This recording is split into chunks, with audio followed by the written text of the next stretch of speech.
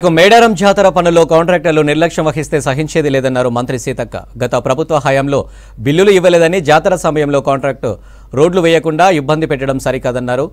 జాతర అభివృద్ధి పనులకు 105 కోట్లు ప్రకటించామన్నారు. 1 కోటి మందికి పైగా వచ్చే భక్తుల సౌకర్యాల కోసం చేపట్టిన పనులను త్వరగా పూర్తి చేయాలన్నారు మంత్రి సీతక్క.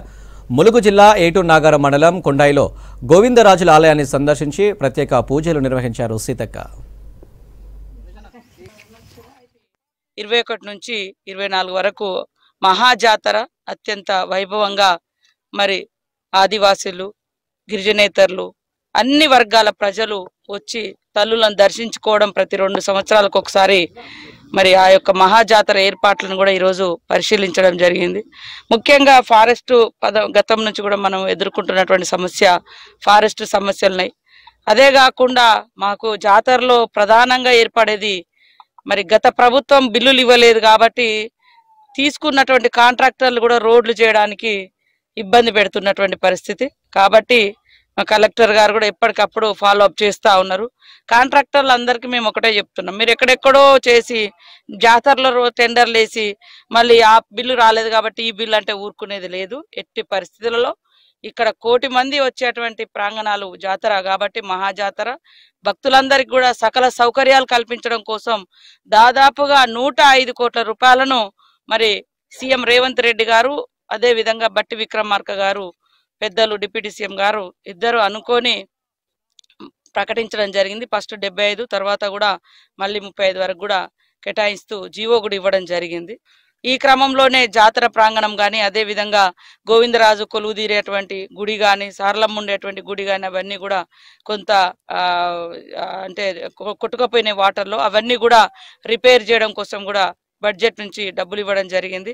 కలర్స్ వేయడం జరిగింది. అదే విధంగా రోడ్స్ కానీ అవన్నీ ఏర్పాట్లు చేస్తున్నాం. ముఖ్యంగా కాంట్రాక్టర్లు పాత బిల్లులకు కొత్త వర్కులకు ముడిపెడితే సహించేది లేదు. ఖచ్చితంగా ఏ కాంట్రాక్టర్ అయితే వర్క్ తీసుకున్నాడో మా ప్రాంతంలో చేయాల్సిందే అని కూడా వాళ్ళకు గట్టిగా చెప్తున్నాం. ఇప్పుడు రివ్యూలో కూడా చెప్తాం.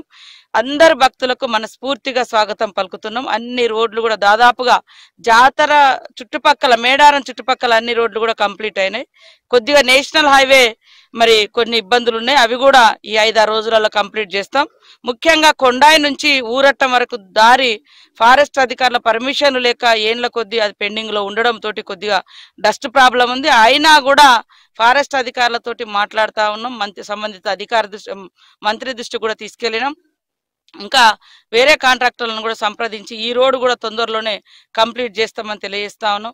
మనకు పోయినసారి వచ్చినటువంటి వరదలతోటి కూడా ఆ బ్రిడ్జి కూలిపోవడం పెద్ద డ్యామేజ్ గా ఉంది. దాన్ని కూడా రాబోయే కాలంలో చేస్తాము. అదే విధంగా ఇక్కడ గ్రామస్తులు కూడా వారి అవసరాలతో పాటు వారికి భవిష్యత్తులో వరదలు రాకుండా తీసుకోవాల్సిన చర్యల మీద 2 రకాల ఆప్షన్స్ మాకు ఇచ్చారు. ఒకటి ఊరు చుట్టూ కరకట్ట, లేదంటే కొత్త ప్లేస్ లో ఇండ్లు నిర్మాణం. జాతర అనంతరము ఏదైతే వరద బాధిత ప్రాంతాలు ఉన్నాయో అవన్నిటి మీద కూడా మేము ప్రత్యేక దృష్టి పెట్టి వారందరినీ సురక్షిత ప్రాంతాలకు లేదా సురక్షితమైనటువంటి మరి ప్లేస్ ఏర్పాటు చేసే విధంగా కూడా కృషి చేస్తామని తెలియజేస్తూ